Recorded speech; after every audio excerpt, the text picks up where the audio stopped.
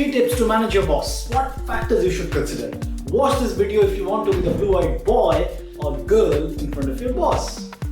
Average employee spends only 39% of their day in role-specific tasks. What story is this data communicating? It's telling us that how much stress is being developed for the managers. It's leading to delay in key outcomes. It's leading to higher cost of operations. It's leading to upward delegation of work. And it's only natural that your bosses and managers will be frustrated when you have this kind of a team. And I can tell you with my personal experience when I managed 13 people as part of a consulting business, that how frustrating it gets when you find some of them doing awesome and giving their 200%, but a few who are free riders, and then it really irked me when they would later come in and say why they're not getting the same level of compensation hikes and bonuses. Of course you will not get. But the key question is, if the productivity is so less, what is the reason behind it? Why do people, on average have this kind of productivity? Of course, it may not be 39% in all cases. It depends on the culture, geography, which era we are talking about. Is it 2000, it is 2010s, it is 2020s, pre-COVID, post-COVID. But key message is productivity levels are low. And what's the reason for that? There are 4 broad reasons based on my research. Number 1, distractions from social media, LinkedIn, Facebook, Insta, WhatsApp, which just kills your productivity.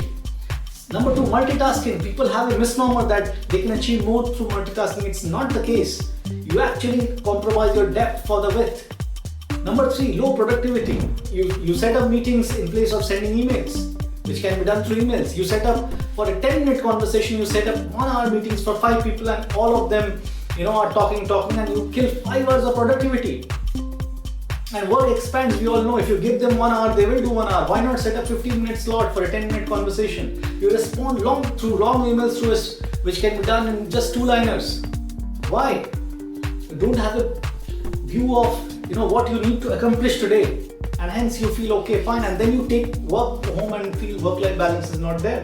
You take 10 breaks, tea breaks, this break, that break, social exchanges, that's all fine, but we all do beyond limits that's needed when you are working. And 4th is working in silos. You're not leveraging each other's support so much to benefit from each other's experience. Now the question is, what should you be doing to drive great impression in front of your boss, to really make an impact with your boss? For that, let's look at how the boss is looking at you. Now remember, the boss has some key mandate, right? And for him or her, you are a means to an end. The end is of course the mandate, and the means is you as a resource. And what the boss is looking at, what is the output you can give, which is nothing but your productivity. And the boss is also looking at what is the input you need to give that output, which of course partly is the salary which the organization is paying you. But from the boss's perspective, it is how much time and effort you are demanding from him or her to produce the given output, or from the team. So basically, to give that output, you need to have as less time commitment from your boss or the team, as less effort commitment from your boss and team, which is what the boss is going to like. So you have high productivity and low bandwidth consumed, which is where I'm going to introduce a concept of ROI, return on investment, which is a key metric to measure effectiveness of anything and efficiency of anything. So in this case, it is the ROI of you as a resource is output by input. This is how the boss looks at you, and the output is your productivity, and the input is the bandwidth consumed, the effort and time that you're consuming from the team and from your boss to give the same output. So what are the scenarios? The question is, you have to maximize the ROI for yourself as a resource in front of the boss's eyes to be the blue-eyed guy, right? Now, of course, relationships and the things you have to keep doing, but if you compromise on this ratio, it's not going to work out. So now comes the key question. Let's analyze this in the form of a 2x2 matrix, and let's look at various scenarios. So here you go. Here you have the matrix. Quadrant 2 is the best because it has high productivity and low input required, low bandwidth required. This is the best quadrant. Quadrant 3, which is where you have high productivity but your input required is also high, is okay when you are a new joiner or in a new project or have just been promoted and taking up the new role, but it's not good when you have tenured in that role. Quadrant 1, again, you don't have productivity but you are also not asking much from the boss.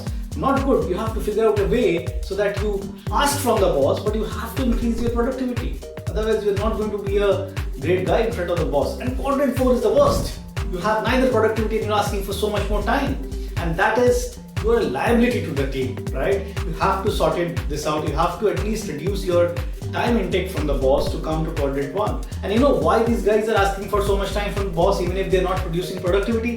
Because they're defending why they can't do it. They're complaining what are the issues that's there, and that's the most frustrating thing that you can do to your boss.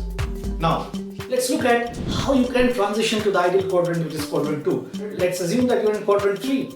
So what you need to do is reduce your time intake from your boss, effort intake from your boss to come to quadrant 2. If you are in quadrant 1, you need to think of improving productivity to reach to quadrant 2. So let's see each of them in detail. How can you improve your productivity?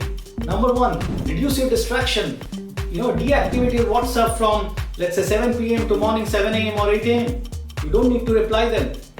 Reduce. You don't need to instantly respond to emails. You can set that expectation that you will respond to emails every 4 hours, not every half an hour, because it kills your productivity. It doesn't let you concentrate.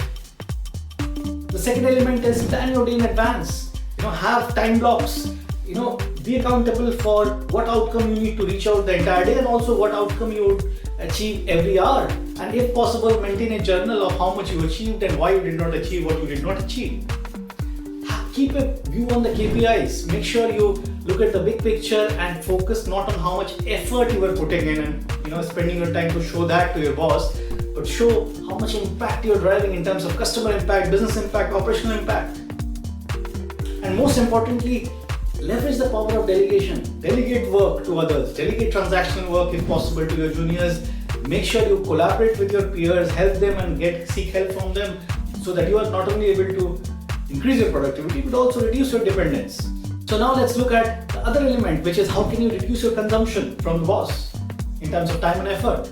So number 1, set the expectation, what is needed. Be aligned with the picture of success. Seek regular feedback, check-ins. And these are not time takers, these keep it short, but you need to understand what the boss thinks about you and how you can improve. Work in such a way that you make him redundant, and of course, but not take credit for it. It will come back to you manifold times, but let the boss take credit for effort that kind of helps him achieve his KPIs much more than what he expects from you. And have some alternate people in the team who can help you if you need guidance. Don't reach out to boss for every little things. Now, these are some of the hacks in productivity or reducing the time. There is one final hack which is known as ROI multiplier, which is basically innovation. If you can find ways to innovate your work practices, work processes, you don't need to find E's MC square. What you simply need is small incremental changes in efficiency and effectiveness, and that gives you a huge jump and your ROI goes up so many times. Just focus on that. And all of us have that. We just don't focus enough to cull it out and share with the team. So that's it for today. 3 key takeaways. Focus on your productivity to really make a great impression. Reduce your bandwidth that you want to consume from your boss, effort and time. Of course, you have to build relationships and other things, that's given. But these are the key points. Third, there's something called ROI multiplier, which is innovation. Try to innovate your work practice, etc. That's it for today.